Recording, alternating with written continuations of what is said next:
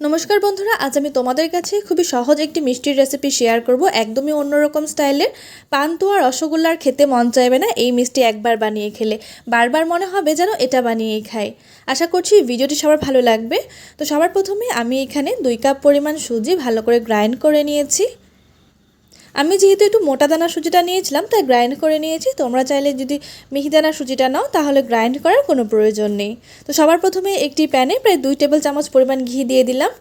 ঘিটা অপশনাল, ঘিটা যদি না থাকে সেক্ষেত্রে বাদ দিতে পারো, কিন্তু দিলে মিষ্টির ফ্লেভারটা কিন্তু খুবই অসাধারণ আসবে।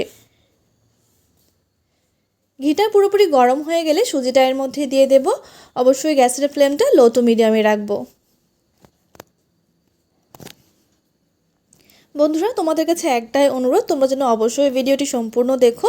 আর সম্পূর্ণ ভিডিওটি দেখা হলে যদি ভিডিওটি ভালো লেগে থাকে তাহলে অবশ্যই চ্যানেলটিকে সাবস্ক্রাইব করে পাশে থাকা বেল আইকনটিতে প্রেস করে দিও। সুজিটাকে লো আঁচে প্রায় 2 থেকে 3 মিনিট মতো ভেজে নেব। এতে করে সুজির ফ্লেভারটা কিন্তু ভীষণ ভালো আসবে।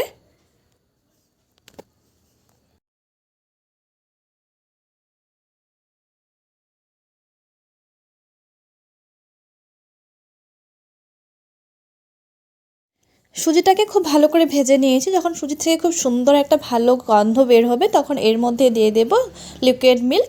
তোমরা এই লিকুইড মিল্কের পরিবর্তে কিন্তু গুঁড়ো দুধটাও ব্যবহার করতে পারো যদি এই লিকুইড মিল্কটা অ্যাভেলেবেল না থাকে, আর নয়তো তোমরা দুটোই ব্যবহার করতে পারবে। যতখানি সুজি নিয়েছি ততখানিই কিন্তু দুধ নিয়েছি। এবার ভালো করে সুজিটাকে দুধের সাথে মিশিয়ে নেব। খুবই অল্প সময়ের মধ্যেই কিন্তু সুজিটা পুরো ড্রাই হয়ে যাবে। এর মধ্যে কিন্তু এখন কোনো রকমের চিনি কিংবা নুন দেওয়ার কোনো প্রয়োজন নেই, কিন্তু তোমরা যদি সামান্য একটু এলাচ গুঁড়ো এর মধ্যে দিতে পারো যদি অ্যাভেলেবেল থাকে।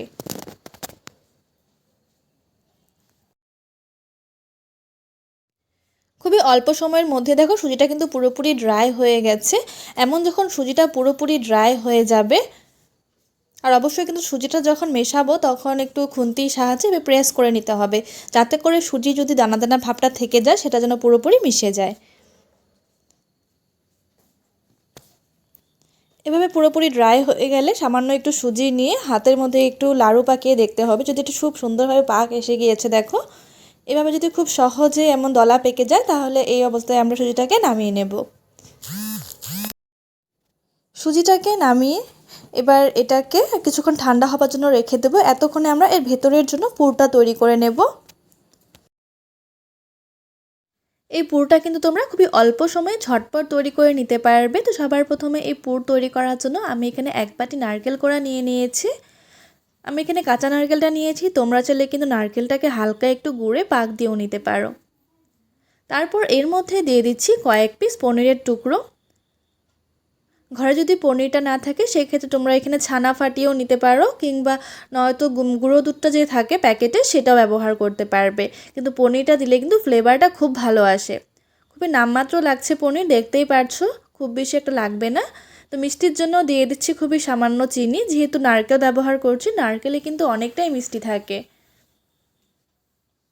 এবার হাত দিয়ে পনির, নারকেল আর চিনিটা একসাথে ভালো করে মেখে নেব। তোমরা চাইলে সামান্য একটু এলাচ গুঁড়ো কিন্তু এর মধ্যে দিতে পারো যদি অ্যাভেলেবেল থাকে। ভালো করে মেখে নিচ্ছি।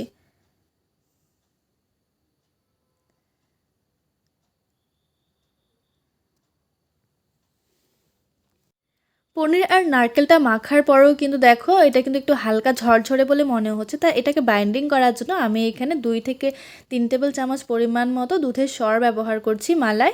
তোমরা চাইলে এখানে কিন্তু যদি গুঁড়ো দুধটা ব্যবহার করো তাহলে সামান্য একটু কিন্তু জল ব্যবহার করতে পারবে, তাহলে কিন্তু খুব সুন্দর একটা আঠালো পুর তৈরি হয়ে যাবে। এই পুরটা খেতে কিন্তু অসাধারণ লাগে, অবশ্যই ট্রাই করে দেখতে পারো। তোমরা এখানে নিজেদের পছন্দের যে কোনো ড্রাই ফ্রুটসও খুব মিহি করে গ্রেট করে দিতে পারো। তো পুরটা আমাদের পুরোপুরি রেডি হয়ে গেছে, আর অন্যদিকে কিন্তু আমাদের সুজিটাও পুরোপুরি ঠান্ডা হয়ে গেছে। তারপর হাতে সামান্য একটু তেল কিংবা ঘি মেখে সুজিটাকে ভালো করে মুছে নিতে হবে। সুজিটা কিন্তু এখনও পুরোপুরি ঠান্ডা হয়নি, হালকা একটু গরম রয়েছে, যেহেতু পুরটা তৈরি করতে কিন্তু খুব বেশি একটা সময় লাগে না। হালকা গরম থাকা অবস্থায় সুজিটাকে ভালো করে মুছে নেব, এতে করে সুজিটা কিন্তু অনেকটাই মসৃণ হয়ে যাবে। তারপর একটা ভেজা কাপড় দিয়ে এটাকে ঢেকে রেখে দেবো 5 থেকে 10 মিনিটের জন্য। এতক্ষণে আমরা এর জন্য একটা শিরা তৈরি করে নেব।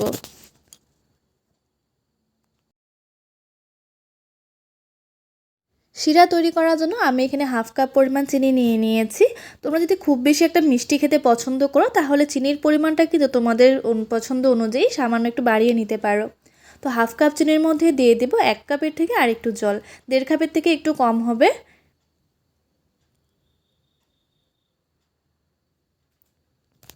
তারপর এই জল আর চিনি একসাথে ভালো করে 5 থেকে 10 মিনিটের জন্য ফুটিয়ে নেব মিডিয়াম আঁচে। এর মধ্যে ফ্লেভারের জন্য দিয়ে দিচ্ছি সামান্য একটু কেশর। এটা সম্পূর্ণ অপশনাল, না থাকলে কোনো ব্যাপার নয়, তোমরা এই কেশর ছাড়াও কিন্তু বানিয়ে নিতে পারবে। যদি থাকে তাহলে অবশ্যই দেওয়ার চেষ্টা করবে, খুব সুন্দর একটা ফ্লেভার আসবে। এবার জল আর চিনি একসাথে ভালো করে ফুটিয়ে নিচ্ছি। এই শিরাটা কিন্তু কোনো রকমে একতার কিংবা দুতার তৈরি করার কোনো প্রয়োজন নেই। নর্মাল একটু হাতে যদি আঠালো ভাব চলে আসে তাহলে কিন্তু আমাদের শিরাটা পুরোপুরি রেডি হয়ে যাবে। তো 5 থেকে 10 মিনিট মতো ভালো করে শিরাটাকে ফুটিয়ে নিয়েছি, আর কোয়ান্টিটিটা দেখো অনেকটাই কমে গেছে। তারপর হাতে একটু চেক করে দেখলেই কিন্তু বোঝা যাবে। এভাবে করলে কিন্তু হাতে একটু আঠালো আঠালো ভাব লাগছে। তো এই পর্যায়ে আমরা গ্যাসের ফ্লেমটা অফ করে দেব। তো আমাদের শিরাটা পুরোপুরি রেডি।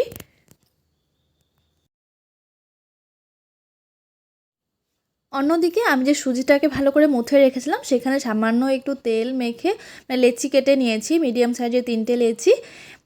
এবার ভালো করে বেলে নিতে হবে একটু পাতলা করে। পারফেক্ট গোল না হলেও চলবে। এভাবে বেলে নিলে কিন্তু খুবই অল্প সময়ে অনেকগুলো তোমরা এই মিষ্টির রেসিপি তৈরি করে নিতে পারবে। একটু পাতলা করে বেলে নিচ্ছি, খুব বেশি পাতলাও না আবার খুব বেশি মোটানো, নর্মাল সাধারণত যেমনটা আমরা রুটির জন্য তৈরি করি ঠিক সেভাবেই।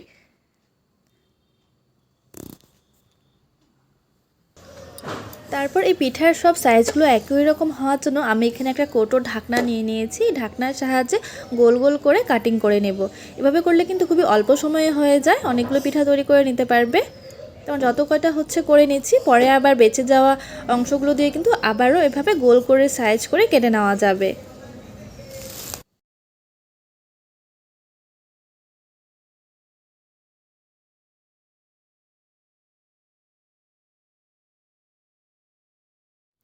তারপর আমরা যে পুরটা বানিয়ে রেখেছিলাম সেখান থেকে অল্প অল্প পুর নিয়ে এর মধ্যে রেখে ভালো করে মুখটা ভেবে বন্ধ করে দিতে হবে। এক পাশ থেকে ভেবে উঠিয়ে নিয়ে, খুবই সহজ একটি পদ্ধতি, যে কেউ তৈরি করে নিতে পারবে। তোমরা নিজেদের পছন্দ অনুযায়ী কিন্তু যে কোনো ডিজাইন তৈরি করে নিতে পারো। আমি কোনো ডিজাইন তৈরি করলাম না, যেহেতু সময় অনেকটাই কম হাতে। নর্মাল জাস্ট মুখটাকে ভেবে বন্ধ করে দেবো। মুখটা একটু ভালো করে বন্ধ করতে হবে, না হলে কিন্তু যখন আমরা তেলে ভাজবো তা খুলে যাওয়ার কিন্তু একটু সম্ভাবনা থেকে যায়।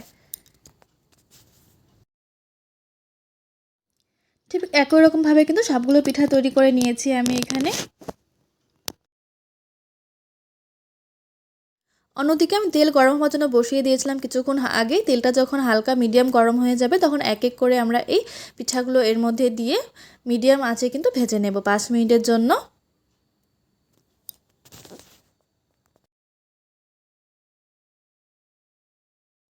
পিঠাগুলো এক পাশ ভাজা হয়ে গেলে তারপর আরেক পিঠ উল্টে দেবো এবং উল্টে পাল্টে বেশ লালচে করে ভেজে নিতে হবে। তোমরা নিজেদের পছন্দ অনুযায়ী কিন্তু কালার না আসা পর্যন্ত ভালো করে ডিপ ফ্রাই করে নিতে পারো। তোমরা কিন্তু এই রেসিপিটা এভাবে তেলে ফ্রাই না করে নর্মাল শিরাতে দিয়েও খেতে পারো, দুই রকমভাবেই খাওয়া যাবে।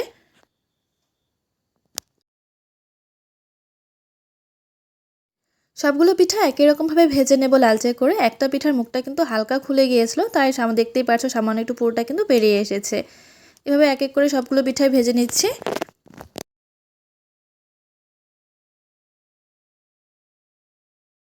পিঠাগুলো পুরোপুরি ভাজা হয়ে গেলে এক এক করে সবগুলো পিঠাই কিন্তু শিরার মধ্যে দিয়ে দেবো। আর শিরাটা যদি পুরোপুরি ঠান্ডা হয়ে থাকে সেক্ষেত্রে শিরাটার মধ্যে হালকা 5 মিনিট মতো একটু ফুটিয়ে নিতে হবে এই পিঠা কিংবা মিষ্টিগুলোকে। খুবই অসাধারণ হয় খেতে, অবশ্যই তোমরা ট্রাই করে দেখতে পারো। পিঠাটাকে 3 থেকে 5 মিনিটের মতো হালকা একটু ফুটিয়ে নিয়ে শিরার মধ্যে এবার এটাকে ঢেকে রেখে দেখবো এভাবে 5 মিনিটের জন্য। 5 মিনিটের মধ্যে কিন্তু পিঠাটা পুরোপুরি সফট হয়ে যাবে। 5 মিনিট পর দেখো এটাকে শিরাটা কিন্তু পুরোপুরি সোক হয়ে গেছে, আর এটা কিন্তু অনেকটাই নরম হয়ে গেছে। তোমরা এই রেসিপিটাকে অ্যাজ এ মিষ্টি হিসেবেও খেতে পারো, নয়তো পিঠা হিসেবেও কিন্তু তৈরি করে নিতে পারবে। তো তোমাদের এই রেসিপিটি কেমন লাগলো অবশ্যই আমাকে কমেন্টস করে জানিও। আমি তোমাদের একটা কেটে দেখিয়ে দিচ্ছি ভেতরটা ঠিক কেমন হয়েছে। তোমরা দেখতেই পারছো খুবই সহজেই কিন্তু মিষ্টিটা চামচ দিয়ে কেটে যাচ্ছে, আর একদম পুরো নরম ফুলকো তুলতুলে সফট।